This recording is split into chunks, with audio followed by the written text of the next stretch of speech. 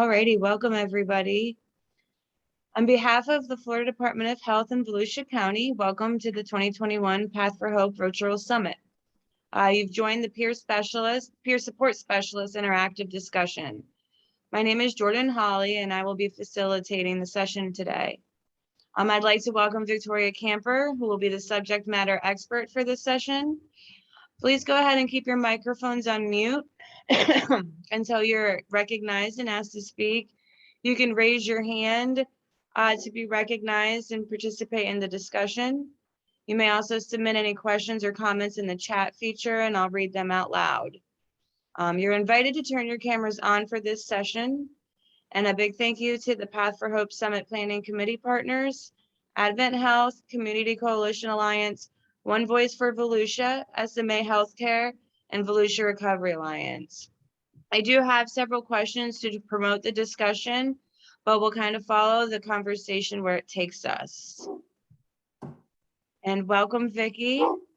My first question to get the conversation kind of going is, how can peer support specialists help to, I'll start with reduce substance use?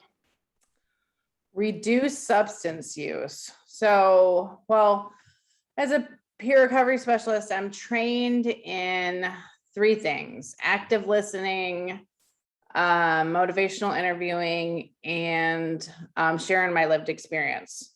So sharing my lived experience can be helpful in just sharing times when I've been, so when we say reducing substance use, so not necessarily like, so when I hear that, I hear harm reduction. So some questions that I would ask, if somebody said that to me, how can I reduce my substance use? So some questions that I would ask is like, what is your substance use level right now? Like, so are you drinking 12 beers a day, or are you using this amount?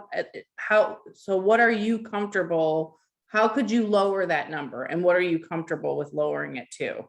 And then whatever the goal that they set for themselves, I just encourage them to keep that goal, asking them that, you know, like an accountability partner. So how are you doing with your goal and things like that? Does anybody else in here have any kind of ways that peers can help reduce substance use? I think that's good, the way that that question is asked too.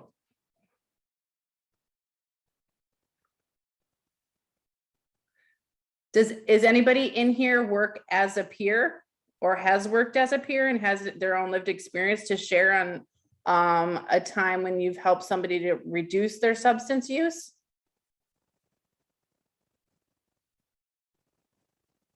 Or I guess another question is, have you watched anything at the summit this last few days of anybody that gave examples of how they've seen it in their work?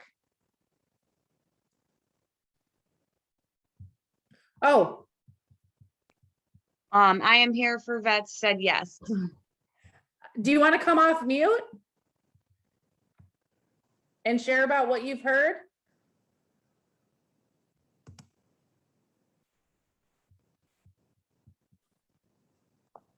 Hey, everybody. Hi. Hi. Hey, guys. I got the peer thing the other day, too. So I definitely wanted to be back today and be on this one, especially because it's all fine and dandy to talk to the people who are putting the programs together, and I'm one of those. But I want to talk to the people that are doing the work, doing the job, and that the ones that have access to clients out there, either in the field or through telecare means or whatever, to find out what's working for you, what's not, what do you think is good about the peer situation, and what is not. So I am a member of the peer community. I have been a licensed and certified peer for a couple of years, been an addiction specialist before that, and a whole different life before that. But so I definitely utilize you guys to the best of my ability, but I don't right now think that y'all are, I don't think that you're fully utilized, and I don't think you think you're fully utilized. that's my point. So I'm here to kind of listen and see what you guys talk about as far as what's working and what's not working for you. If you are a CRPS or are interested in it, or you're an intern that needs your hours or something like that, what's working and what's not. Got it. Are you Donald? Yes, Okay. I am. Yes, you chatted in the webinar that I did the other day. That's why I was wondering. Yeah, I was there, and it was so great. And no, it was so great to listen to you talk and to hear the different things. I just, we're I shouldn't even say, but we're in the middle of a peer build out, right now, and it was just like the timing was incredible. So the input from this summit, the input from the peer things, and then some of the leadership things too, that show people are leaning towards moving in the right direction. Not the one size fits all, being as boutique as we can be, and just, if they ask for it, we need to give it to them. When they ask for it, they don't need to wait, yada, yada, yada, yada, yada. But my focus in life for the last year and a half is developing systems to connect individual licensed CRPS people with individual clients for an ongoing relationship, as ongoing as the client would like. And, if they need to switch to somebody else or circumstances change or whatever, we understand. But, we want to be able to be that link in somebody's chain. And we also want to provide the feedback to the therapists and the counselors and the psychiatrists and psychologists about, there's a sensitivity to the level of information that's shared between peers anyway, as you know. So you kind of got a double privacy thing going on.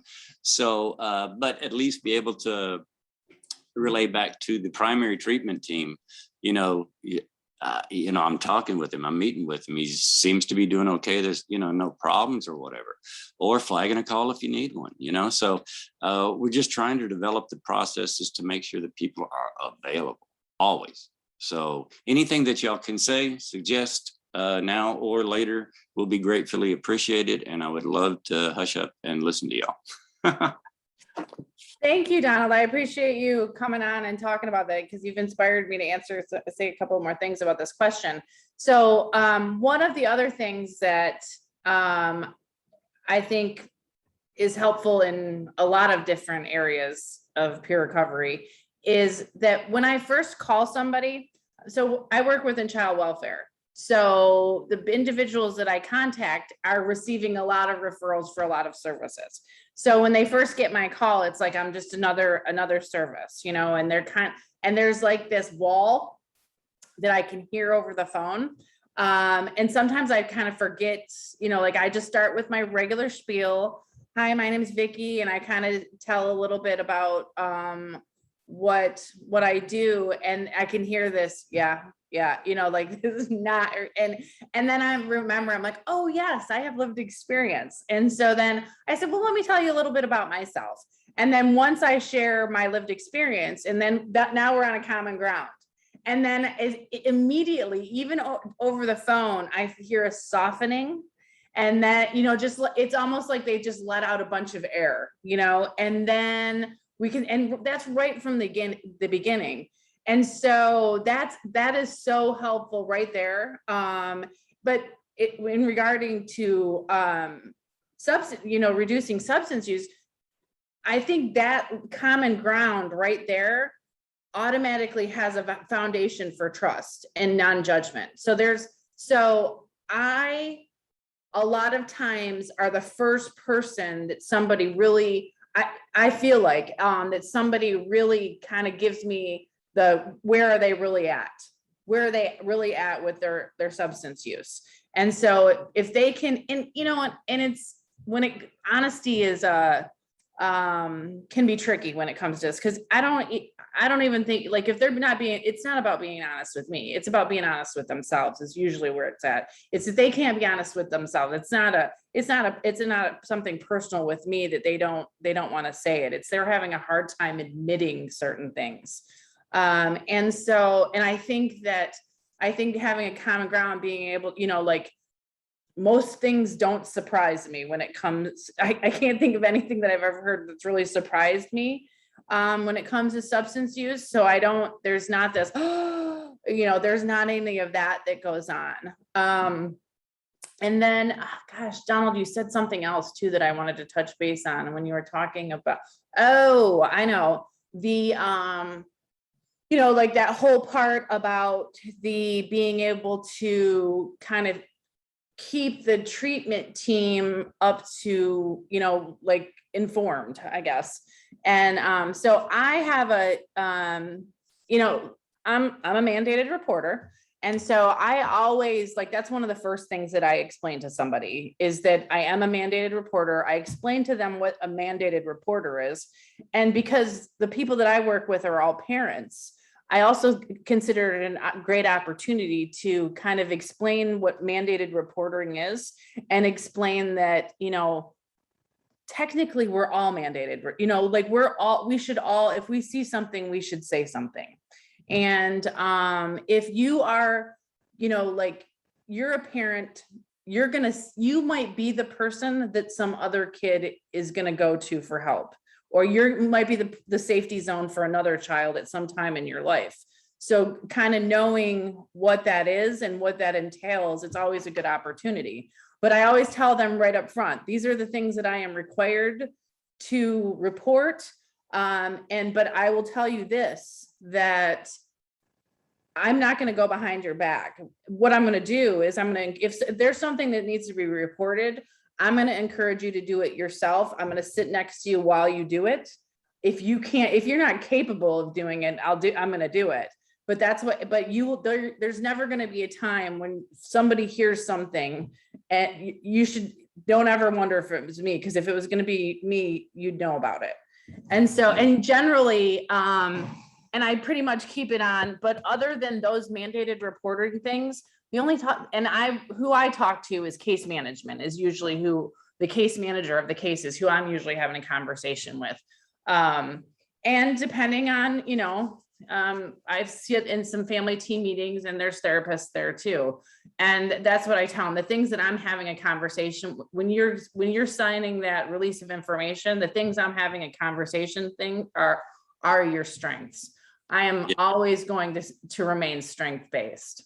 Yes, and on the mandatory reportables, obviously, mandatory means mandatory, right?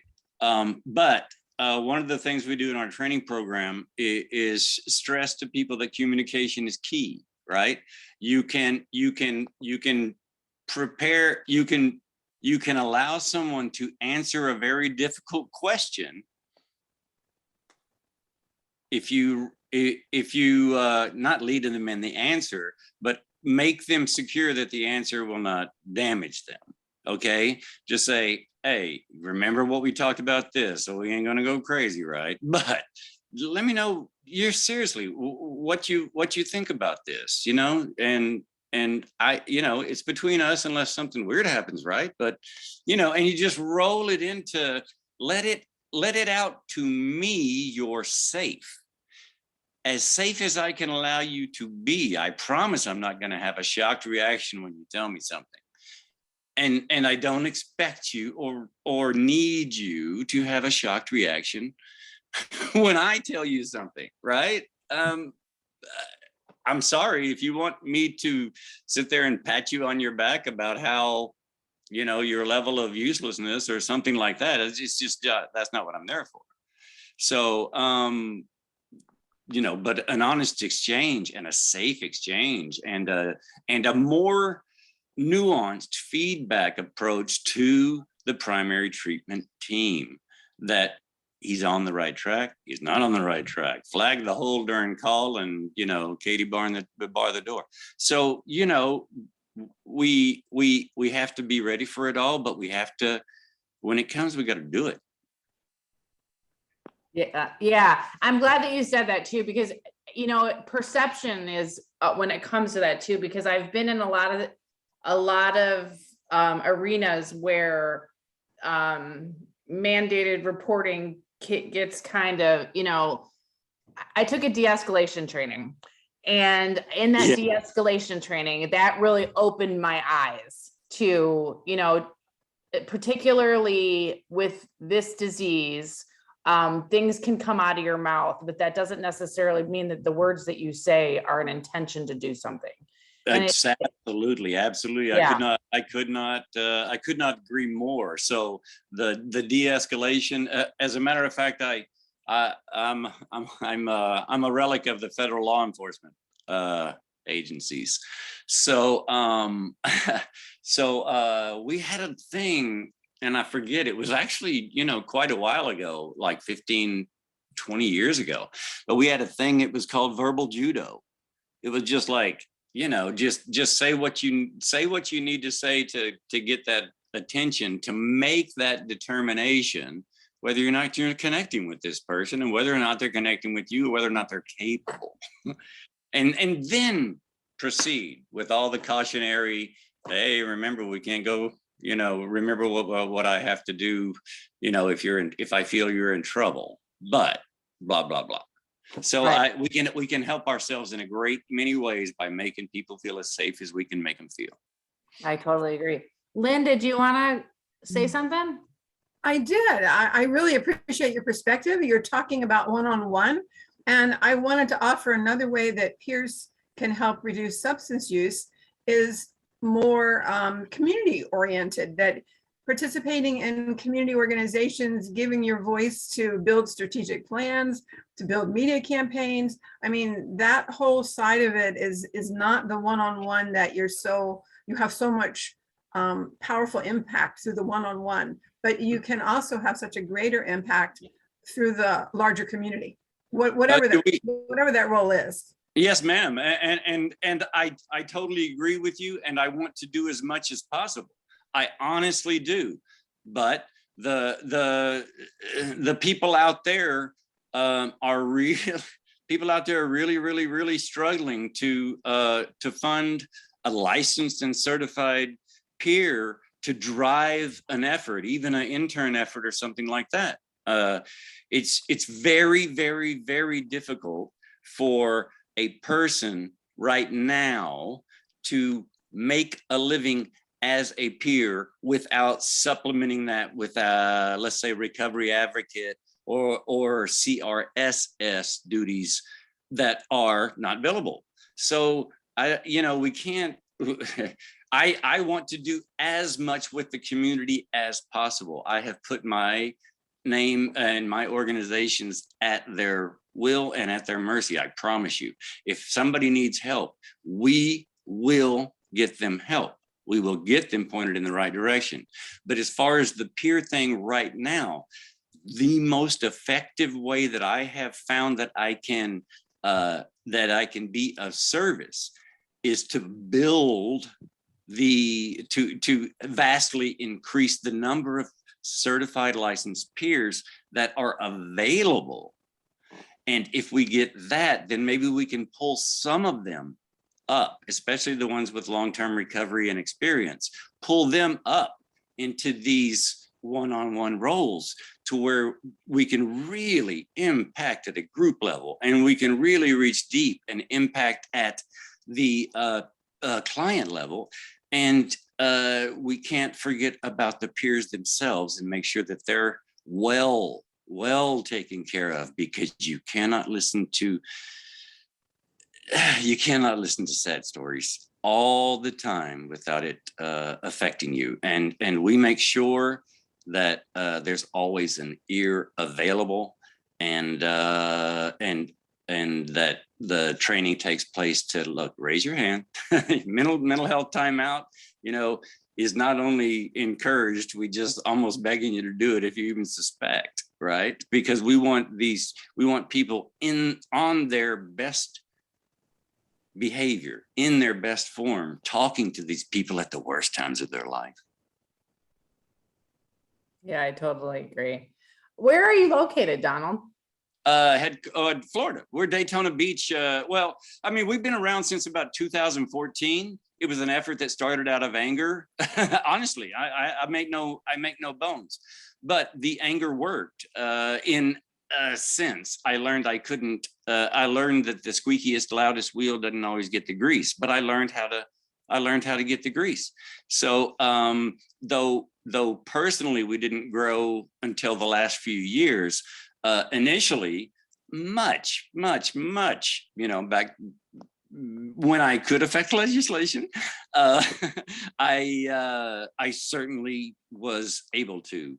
And much of the legislation that the veterans have as far as increase to mental health and substance abuse choice and training, caregiver services that their now family members can try and recoup some money from when they have to care for a person on long term. And so many of the things that I wanted in my effort got incorporated through me or through some other means into the Mission Act, which gives veterans more choice and more opportunity for care. We extend that obviously past veterans to civilians, for everyone. I am here for vets, by the way, if I didn't tell you the other day. And I see it. It's on your screen. Oh yeah.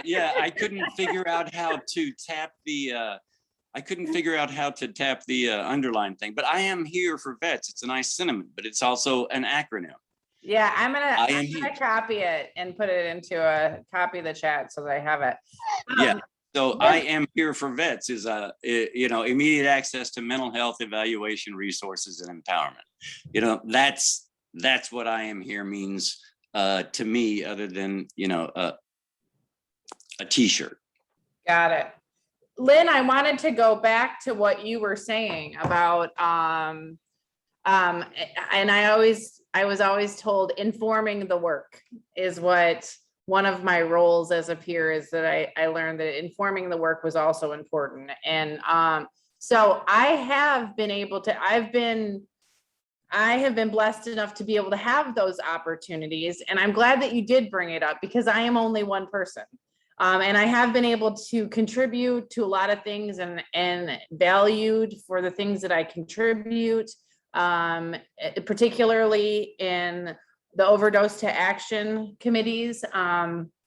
So for instance, one of the things that I've been able to do that way was to contribute to creating a data dashboard so that we have somewhere to go to kind of see, you hear things on the news about everything, where we're at, what the crisis is, what the numbers are, but to actually go somewhere that you can trust, like through the health department, that has actual real numbers that you're pulling from data.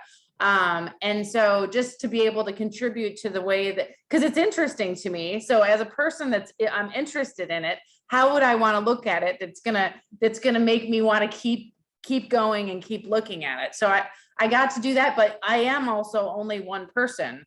So that is definitely a way for, and I think that what Donald was saying, what it made me think is the perfect opportunity for that is peers that are working on their hours. Like that's a perfect opportunity for peers to be able to do that. And if we could think of a way to be able to market that or to encourage that through peer trainings or peer support networks or things like that, that there's a way to be able to do that and be able to connect peers to that are working on their hours. I think that we could make some impact with that. But I'd like to jump in really quick on this. Bring it on, Jordan.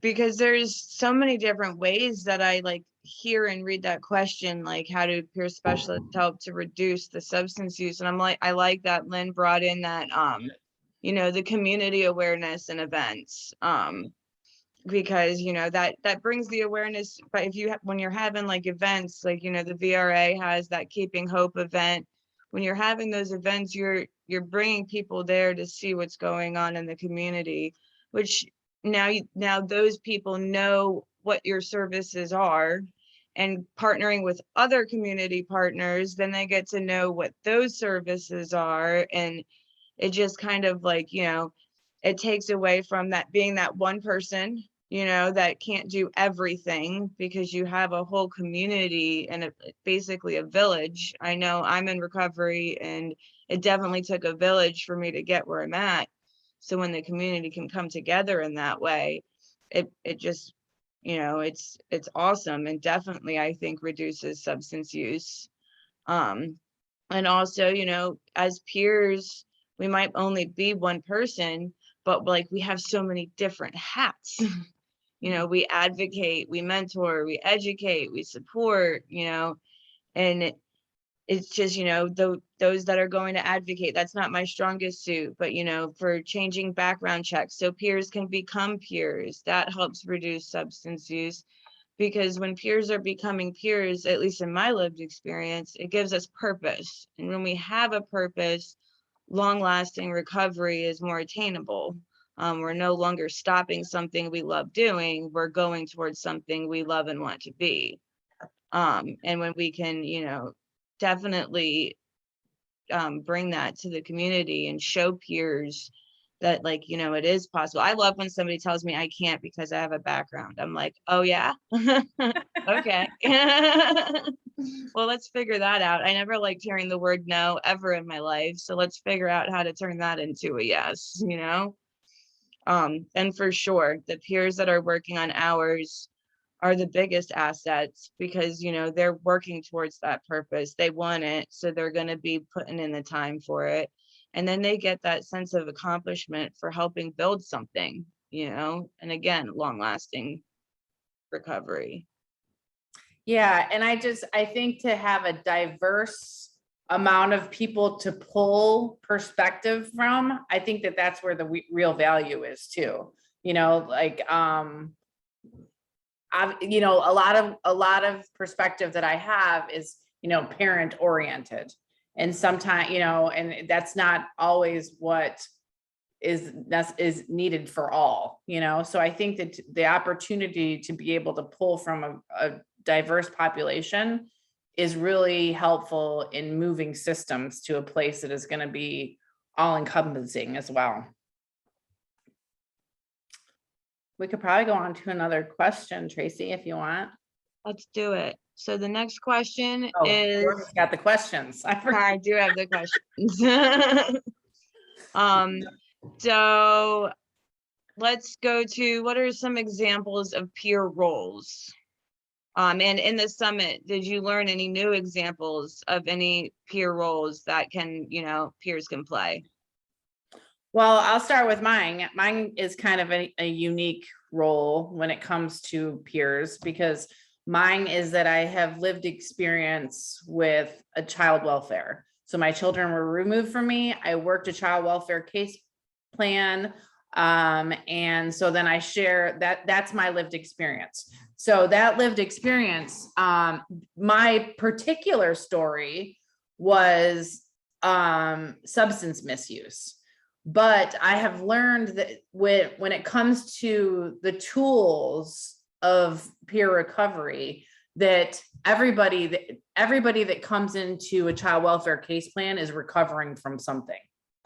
And regardless of what that is, recovering from domestic violence relationships, recovering from trauma from their childhood that has caused them to not have the necessary parenting skills that they need, just recovering from homelessness, and everybody's recovering from something. So the same tools are useful to me with anybody, even if substance misuse isn't the thing that brought them into child welfare.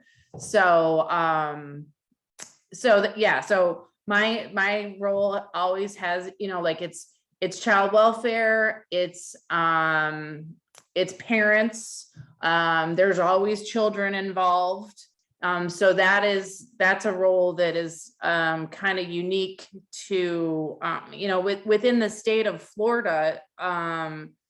There's probably a handful of peers that have my particular one. And then we heard from Donald where it's peers for veterans.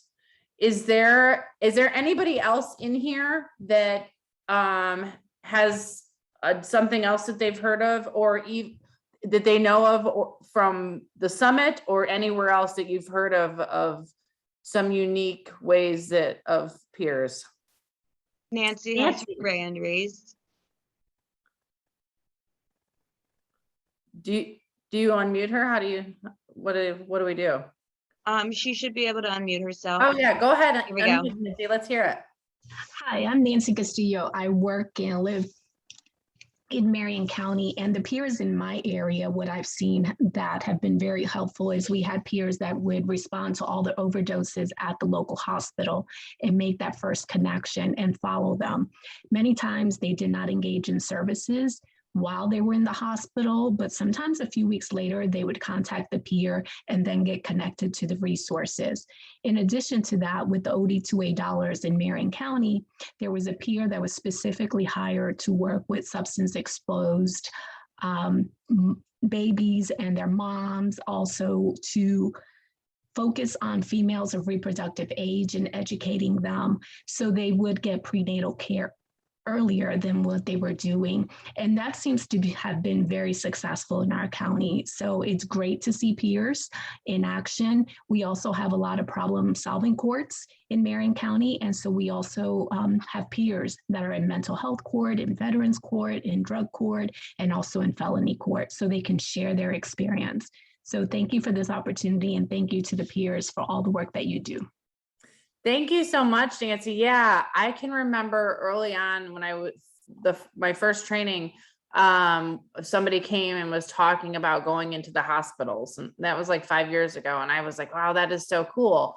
And also that's been something that I've also been able to do through my job, is to work with moms that their babies are born substance exposed. And so then they're in the NICU, and because I have lived experience in that area, because that's what brought me into child welfare, was my daughter was born substance exposed.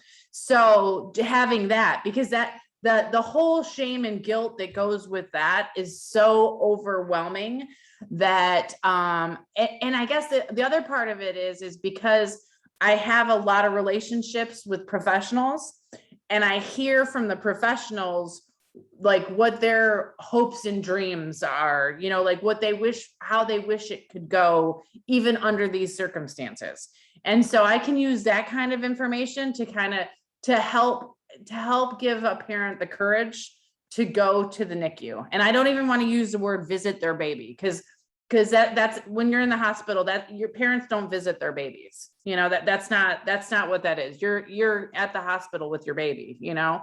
And so sometimes I can use that information to kind of just give them the courage to be able to, because the fact of the matter is a mommy or daddy holding their baby in the NICU is going to help them recover quicker. That's going to help. That's the thing that's going to help them more than the medication. That's going to help them get to the point where they can come out of the NICU quicker.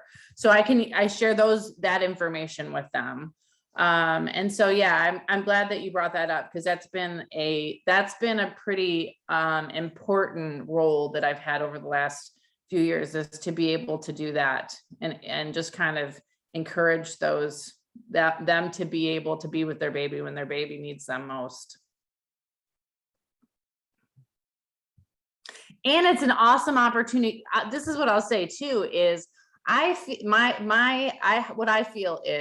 feel like, so I've always heard the term religious experience, for lack of a better word, you know, that moment where it's kind of the overwhelming of emotion.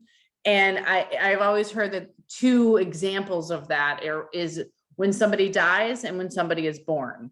And that's when however I came to that, reading that, I was like, oh, okay, I get what that means.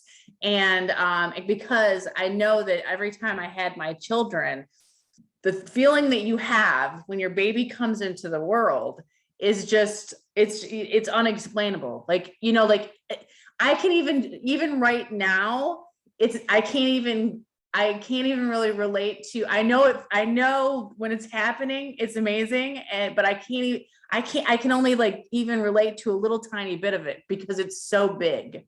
And that moment right there, I feel like there is so much opportunity because that's the moment that, regardless of what else is going on in the world and what your illness is at that time, I feel, for me, definitely, I wanted to do whatever I could in that moment for that baby, like all those instincts come in, and you just want to protect that human as much as you possibly can. So there is an opportunity right there to potentially get in and get, if we get in and we get them to the right services that are for them, there's a huge opportunity there too.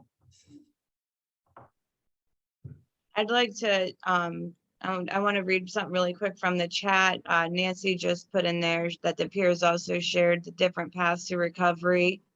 For example, like 12-step, faith-based, smart recovery, and MAT. And absolutely, for sure, because if one doesn't work, let's find something that does. But I wanted to add onto what Vicki was just saying as well, with, being able to work with moms that have substance exposed newborns in the peer role. One peer role that I have seen recently with I just had a baby a month ago, was having peer specialists in the doctor's office to try to prevent that substance exposed newborn to begin with. Because when I had, and I know I chose my doctor based off of knowing that that was her passion, right? That she absolutely loves helping moms with substance exposed newborns. However, I feel like it should be in all the doctor's offices, because I could tell you 9 years ago when I was having my son, how needed that service was, because I was so ashamed of myself and stigmatized, and I didn't know how to voice that I had an issue to be able to get the help that I needed to get to not have a substance exposed newborn. But having this little one this month was a totally different experience, and I had all the support that was necessary. Mind you, I was already in recovery. If I wasn't, I would have been able to have found a pathway to it. So that role I have absolutely loved seeing, for sure, and I want it everywhere. I completely agree. I think that is yeah, for sure. And you've done a video on that. Yeah, I know. I sometimes didn't want to just necessarily repeat the things that I said, but I thought about it. And because I think about it like this. I think about it when every pregnant woman that goes to the doctor always has a discussion about diabetes, gets tested to see if she has diabetes while she's pregnant. So the fact that substance use is as prevalent as it is, you would think that it would be addressed in exactly the same way, and there would be a medication, and every doctor would have a medication that would help this pregnant woman with this illness that she has, just like if she had diabetes. Like if a woman tested positive for diabetes while she was pregnant, nobody would say, here, I'm going to give you a referral to go and see somebody else in 1 to 2 weeks so that they can help you with that. They wouldn't do that. They would get right on it. So the fact that that's what the kind of thing that happens when an obstetrician, in most cases that I've seen, that's the kind of path that they go. But Lynn, were you going to say something? I was just going to say it is obvious in this moment that one role for peers is leadership. The two of you are leading the session. I mean, it's so clear. It almost like kisses in the face, so thank you. Thank you, Lynn. I know, I'm glad Jordan was here. We make a good team. We really do. So I was reading Nancy's post about peers also shared different paths to recovery, 12-step, faith-based, smart recovery, and MAT, which made me think of another one. And that was one that I have presented to people, is refuge recovery. which is a Buddhist path to recovery, which I've always thought was pretty interesting. And that's something that at some point during that I always ask somebody is, what is your belief system, or, not to, and if, whatever it is, I'm totally fine with. I'm just trying to get to know you and come up with some suggestions. So I try to always know anything that is available to anybody, just so that if there does come something unique that I haven't heard of, I can be like, well, I heard about this thing and you might really like it. But I have had a couple people that I've worked with that have bought, and I think that Refuge Recovery has like online meetings, but they have somebody that I worked with before, she bought some of their books and said that their books were really good too.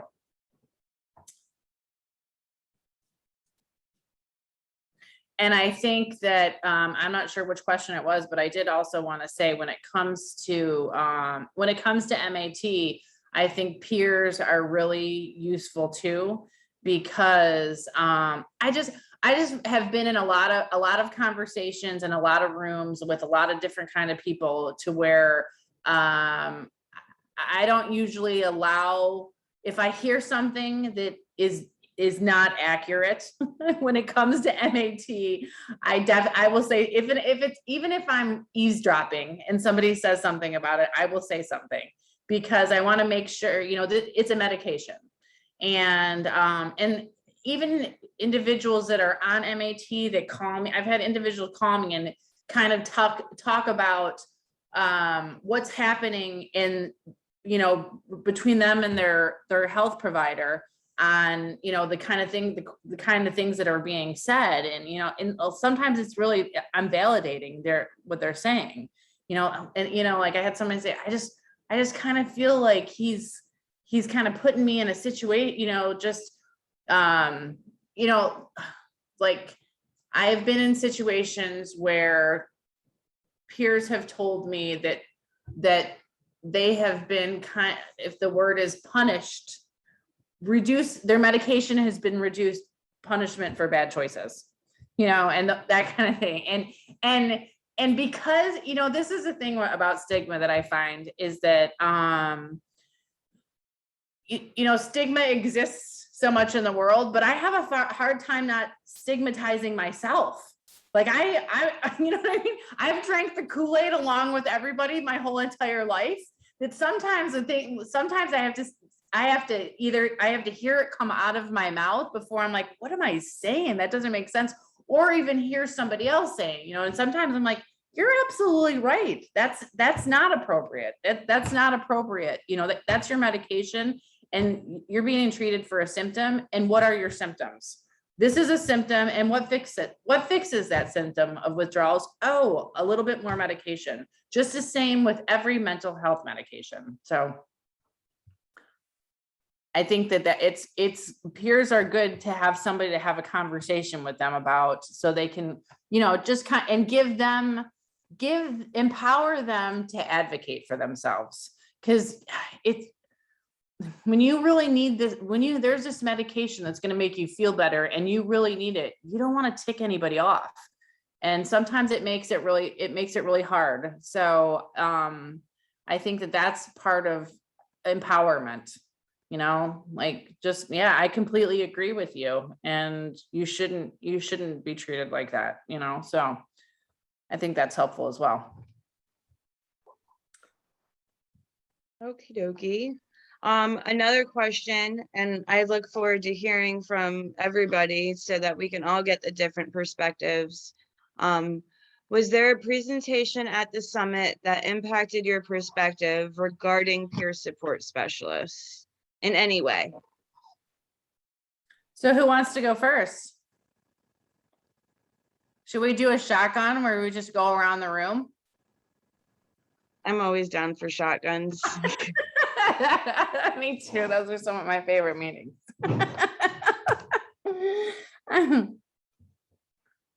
Well, okay, so Donald has came off already once. So let's start with Donald just to get everybody comfortable, and then I'll go around. So after Donald, I'm going to go to Kat. And if you guys want to share in the chat box, go ahead too. But what was the question again? The question was there a presentation at the summit that impacted your perspective regarding peer support specialists in any way?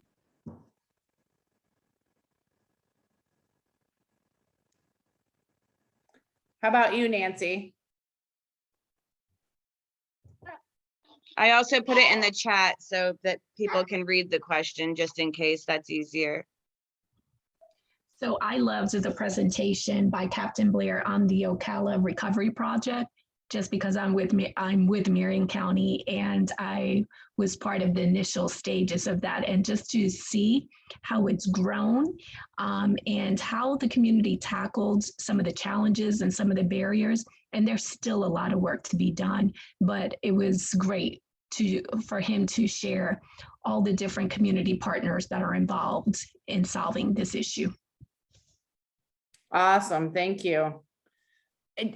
And to Kat, do you guys have to take Kat off mute or can she do it herself? I can ask her to unmute and see if that maybe helps. And if that, there we go. There you go. Worked. Okay. No, the answer is no.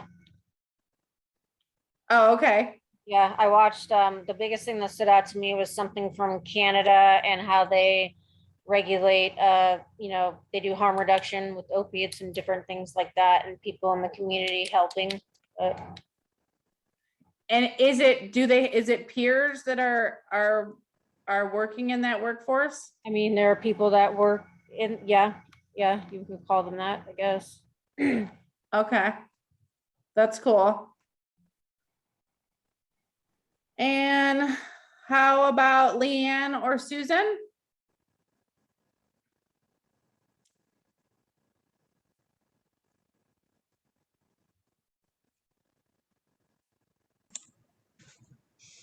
This is Susan. I'm in the learning mode, so I humbly don't really know what to offer at this point, but I am listening. So Okay. Thanks, Susan. Hey, I think my my speaker messed up. Let me see what here. It's a very small phone. Hi. Hi. What was up? I saw a thing that said the unmute. So what's up? Was there a presentation at the summit that impacted your perspective regarding peer support specialists? Yes. Well, and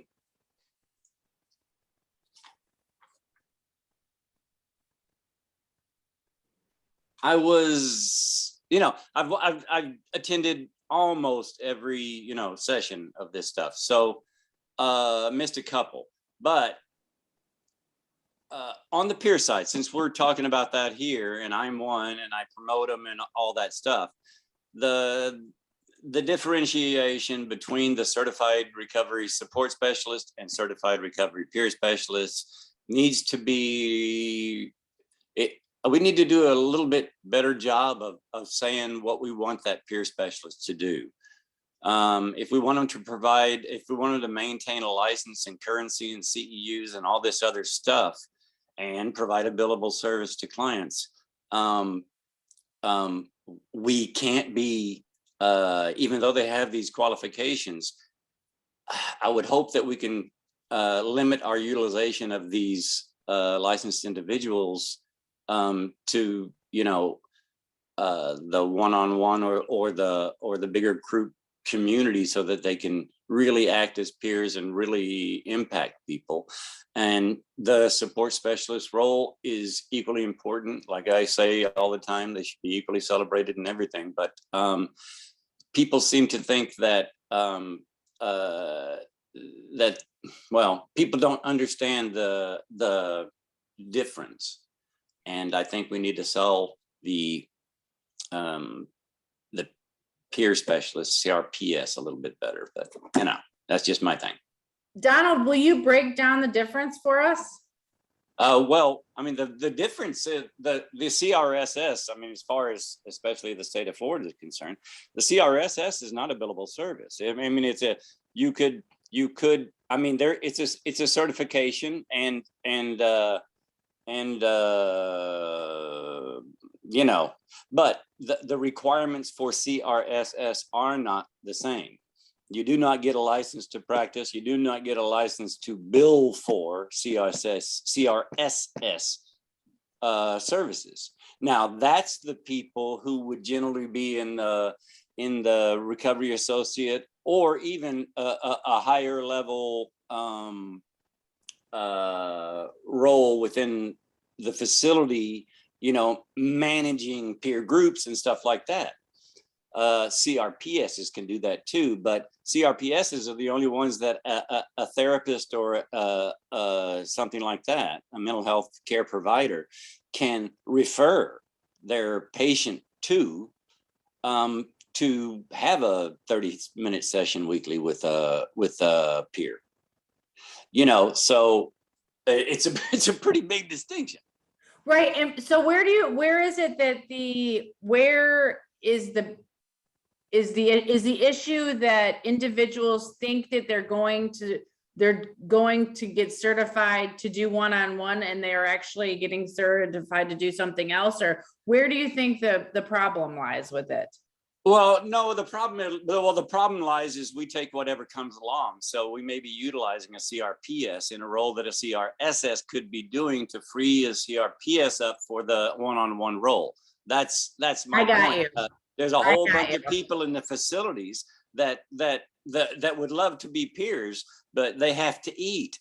So in order for them to jump into a one-on-one or a larger group role at a provider's request and referral, then, you know, they have to be able to make money. They have to whatever. So that's why it's a billable service. So yeah, it's our understanding, and you know, I mean, if we can put a Rolls Royce in a Volkswagen job, we'll do it, right? Right? I mean, come on. No, I hear you. But right now we need both on the road. Right. That's what's important, and that's what I'm focused on right now. Fantastic. Thank you for sharing that. Oh, very welcome. Thank you. I'm happy that you brought that up because one of the presentations at the summit that really helped me to understand the difference between CRPS and CRSS was the Opioid Impacted Family Support Program that Alicia did. And, you know, basically, you know, she broke down like, you know, what the different requirements were for both of them. I did in the chat put in her brochure because I know Susan had said that she was in the learning process, and they do have some upcoming trainings coming up if you were interested. And it also kind of has a little breakdown on it that, you know, the CRSS doesn't really have to have that lived experience. Exactly. They more so work alongside the clinical staff to provide support. They also need a whole lot more hours of experience than a CRPS does. Yes. And those types of deals. So that's, I guess, the biggest distinction that I noticed when she was doing her presentation. Yeah, it's a distinction with a very clear difference. So I think to get the best out of the peer movement, we need to utilize best to the best of their ability. And it's not that somebody qualified or in a support role, you know, you know, we don't control the legislative and the legal processes, which, you know, allow somebody to get past a level 1 or 2 or whatever. So, you know, there's nothing individually I can do about that. But, you know, as long as somebody can climb the ladder, I'm about letting them climb. You know, I just want to see people, oh, I was a peer specialist and I dug that. I want to move on to be a counselor. I want to move on to be a this. I want to move on to be a that. I want growth in the peer community. I just don't, I don't want us to be the bedrock of a recovery center's effort. You know, the ramrod RAs in the facility. I want us to be out and about or available professionals to really give give people the help that they need, one-on-one peer interactions on a recurring basis. That's kind of my spiel. Hallelujah. I'm putting those teams together right now. Fantastic. Yeah. I'm very happy that you gave us your spiel. Yeah. We are almost at time, but Lynn has her hand up, so let's make sure we get to her. I just wanted to say that to follow up on what Donald was saying is in Volusia County, we do have peers in the emergency departments of some hospitals, and we're trying to expand them to all hospitals based on funding and availability of peers.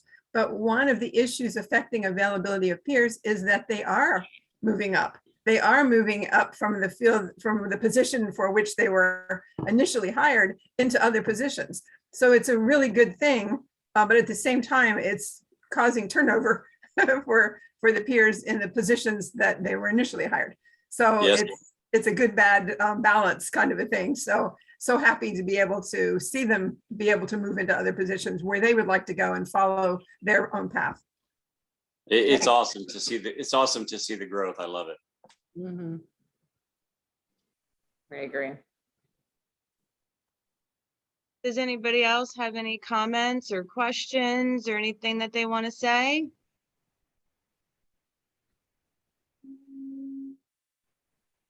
Alrighty. Well, thank you so much, Vicki, for sharing your expertise on the topic of peer support specialists. My pleasure. I always love working with you. Attendees, please use the link in the chat to complete the evaluation survey for the session. Thank you, Florida State University, for managing summit evaluations. And thank you all for participating and making this interactive discussion possible. You will soon receive an appreciation email for attending the summit. Please respond to the summit evaluation survey to receive a certificate of participation. We hope you enjoyed the 2021 Path for Hope Virtual Summit, and I hope you have a great day. Thank you, Jordan. Have a good day, everybody. Bye.